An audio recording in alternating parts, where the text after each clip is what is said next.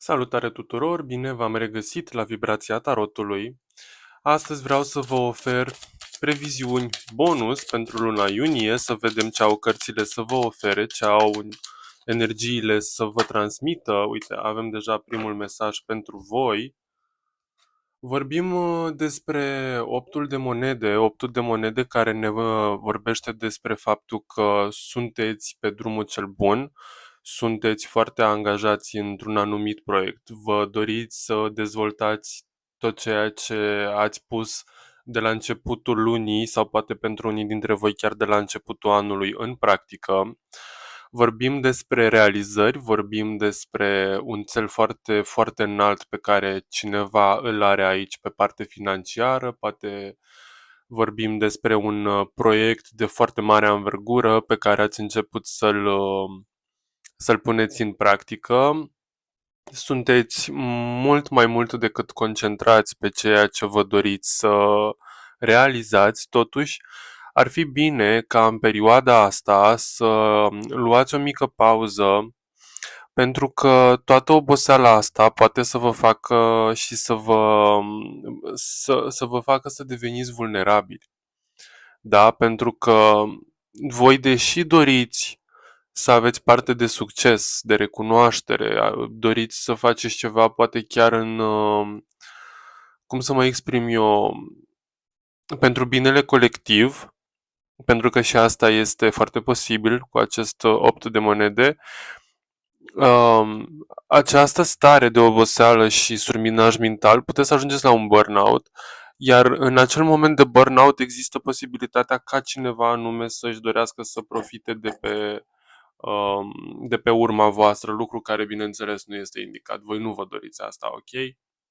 Așadar, um, gândiți-vă foarte bine și nu vă supra obosiți, nu vă supra încărcați cu treabă, dar sunteți pe drumul cel bun.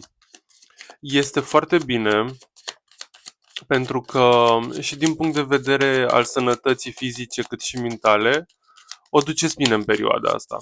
Chiar dacă există această posibilitate de surminaj mental,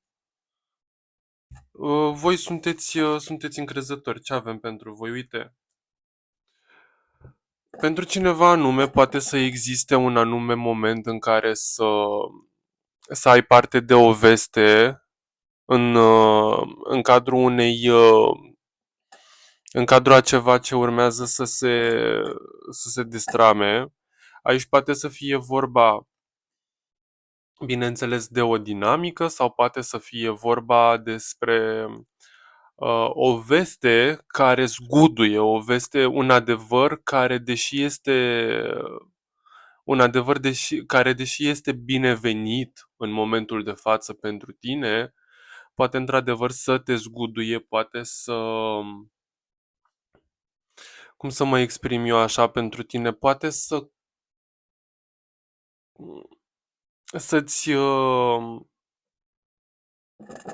să-ți strice așa o perspectivă anume pe care tu o ai, da?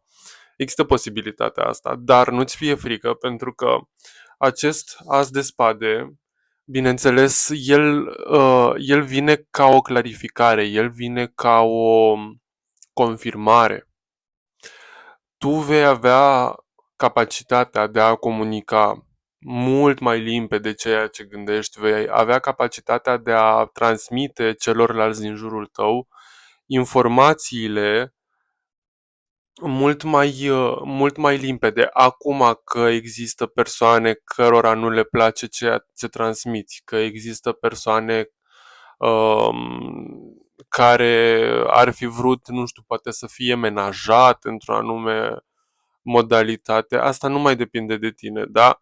De asta spun că poate să contribuie la o ruptură, poate să contribuie la o deteriorare fie a unei dinamici cu o anumită persoană, fie poate să contribuie la acest colaps, care acest colaps să se răsfrângă pe latura profesională, oricare, nu contează, da? Dar acest adevăr urmează să năruie o perspectivă sau niște sisteme de credințe a cuiva Dar nu-ți fie frică pentru că pe tine lucrul ăsta nu o să te afecteze în niciun fel, da? Adică singurul fel în care pe tine te va afecta acest colaps va fi de început pentru că există posibilitatea să vorbim aici de persoane sau conjuncturi familiale, da? Adică familiare, nu familiale, conjuncturi, persoane familiare, iar pe moment, bineînțeles, există posibilitatea să te simți cumva derutat, confuz, dar în același timp va trebui să fii recunoscător Universului pentru că îți arată încotro s-ar fi îndreptat lucrurile, da? Pentru că nu ar fi fost oricum ceva de durată, ok? Nu ar fi fost de durată. Bun.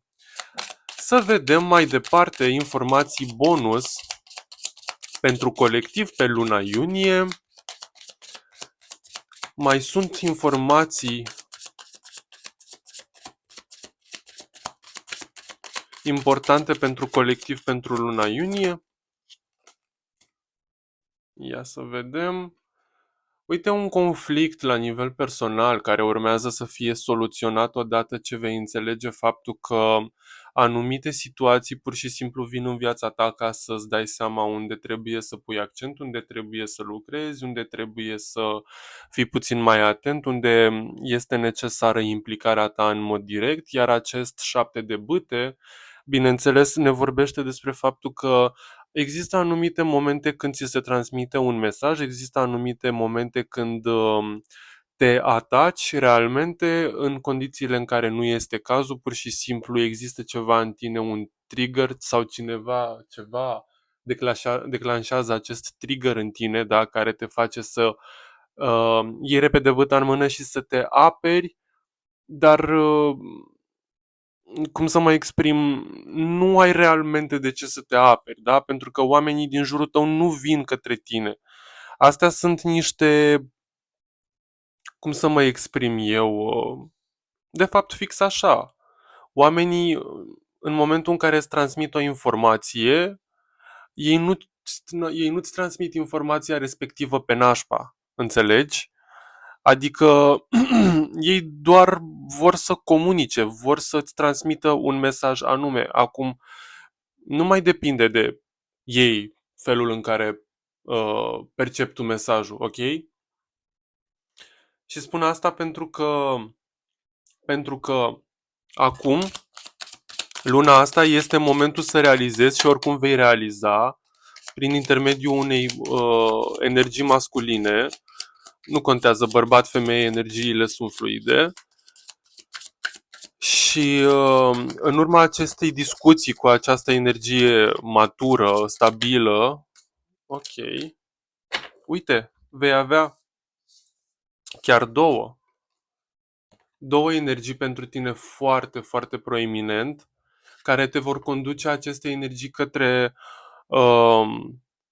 o nouă perspectivă, da? Te va ajuta să adopți în viața ta și să implementezi în viața ta o modalitate, o tehnică, în primul rând de a accesa o stabilitate mult mai mare, să lucrezi cu tine, iar aceste două energii sunt energii masculine, din nou, dar pot aparține și femeilor, adică nu vreau să credeți că brusc apar în viața voastră doi bărbați, nu. Pot fi, dar nu este neapărat necesar. Bun.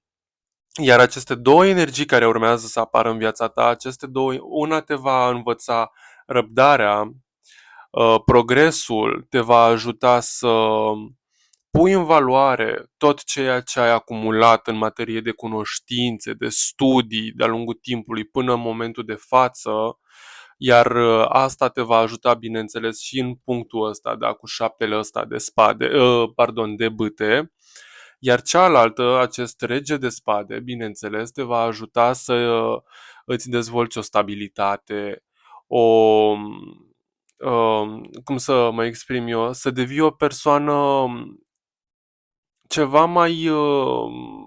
mai dură, nu tăioasă, pentru că regele de spade într-adevăr este o persoană tăioasă, este o energie dură, rece, decisivă, da?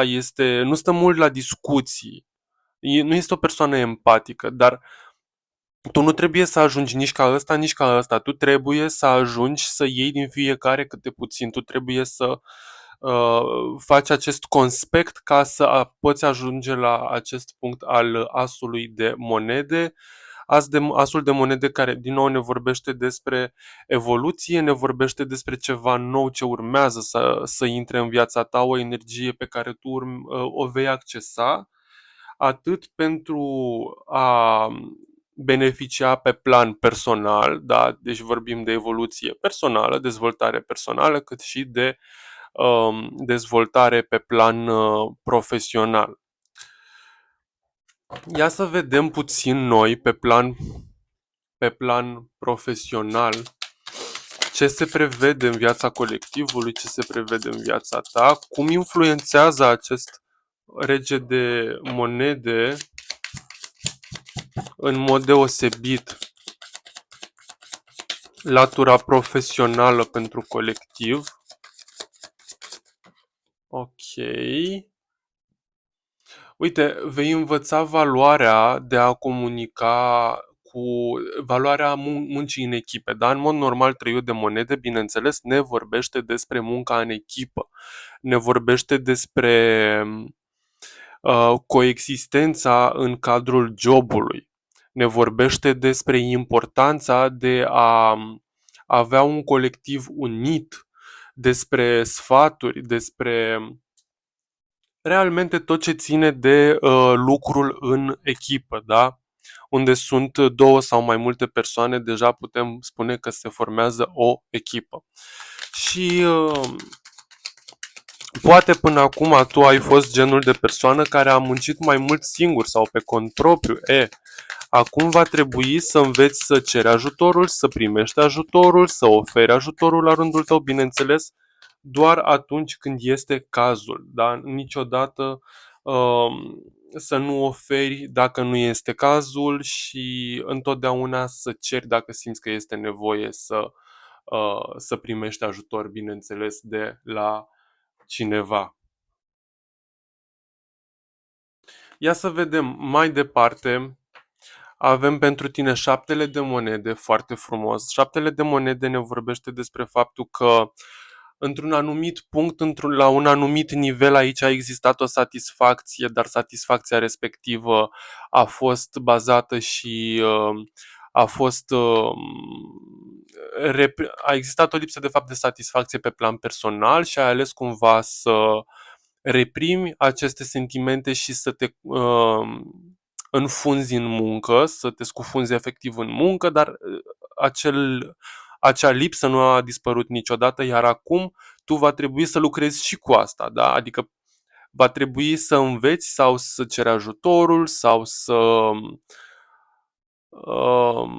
nu să disimulezi, dar să înveți că poate exista o anume satisfacție pe plan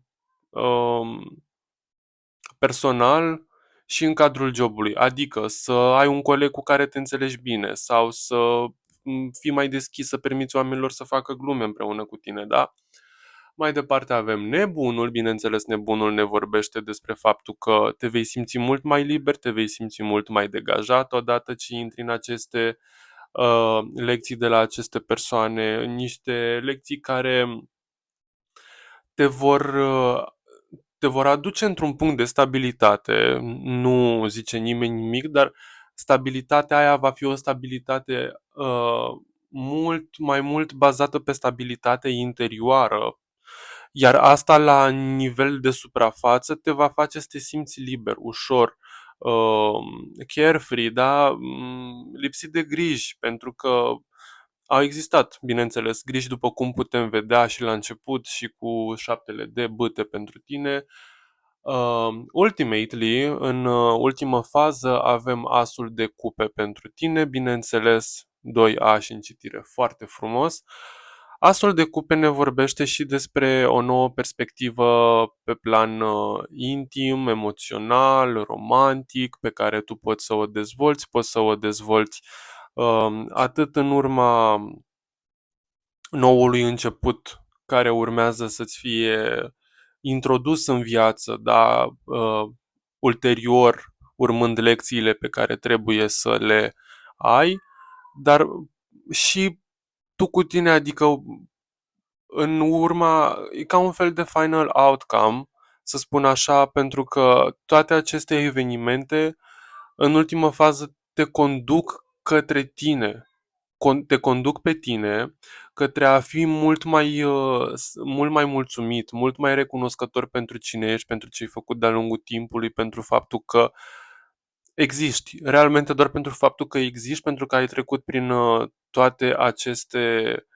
toate aceste momente, da, oricum, sunt multe puncte cheie pentru tine în această citire, pentru că avem 3 A și nu 2. Deci, să recapitulăm, foarte important acest nou început, da, mental sau vești care urmează să apară în viața ta, care vor deconstrui, vor dărma niște situații toxice pentru tine. Ceva din tine strigă după ajutor, e nevoie și ajutorul vine pentru tine de la aceste două energii care una te va conduce către o latură mai practică, alta te va conduce către o latură interioară personală. Însumate aceste energii pentru tine vor aduce sinceritate tu cu tine, vor aduce un simț de responsabilitate, vei învăța să fii mult mai responsabil, atât tu cu sufletul tău emoțional, cât și cu latura profesională financiară. Iar la baza pachetului avem, bineînțeles, regina de spade pentru tine, avem claritate mentală, avem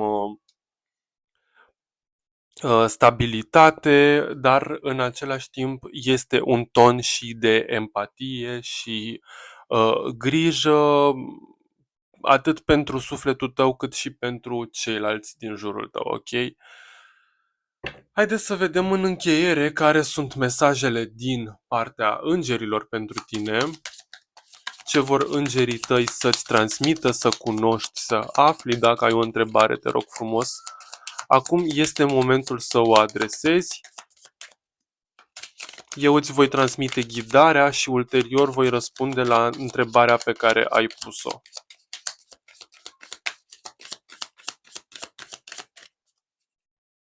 Ia să vedem. Ghidarea pentru tine în momentul de față. Eu mai mult mesaj afirmativ. Da. Deci da, este mesajul îngerilor pentru tine. Și să vedem răspuns. Ce răspuns au îngerii să-ți transmită.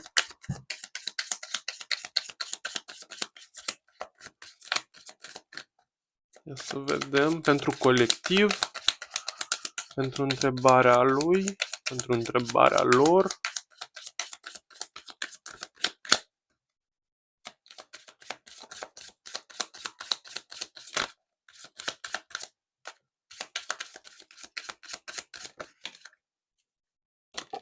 Ok. Avem două răspunsuri pentru trei. Mă scuzați. În primul rând, puțin probabil, este unul din răspunsurile pentru tine. Întreabă îngerii. Poate e nevoie să te conectezi puțin mai mult cu latura divină, nu ar strica. Iar în definitiv avem nu. Nu. Așadar, te rog frumos să interpretezi mesajele cum rezonează cu tine, dacă rezonează cu tine, bineînțeles. Astea sunt mesajele bonus pentru luna iunie. Așadar, dacă v-a plăcut uh, această etalare, vă rog să lăsați un like, să îmi comentați ce părere aveți, dacă doriți, bineînțeles, ce alte tipuri de etalări vreți să vedeți pe canal. Abonați-vă pentru a nu pierde, bineînțeles, următoarele videoclipuri pe care urmează să le postez. Știu că nu am mai postat de ceva timp, am avut nevoie de o pauză. Um, Distribuiți materialul pentru a ajunge la cât mai multe suflete și, cel mai important, nu uitați că acestea sunt niște etalări generale colective, există posibilitatea să nu rezoneze cu toată lumea și există posibilitatea ca mesajele să se schimbe în timp pentru că noi suntem autorii propriilor noastre cărți. Așadar, dragilor, vă mulțumesc din nou din suflet pentru faptul că ați rămas cu mine până la final, iar noi ne auzim data viitoare la o nouă etalare. Pa, pa!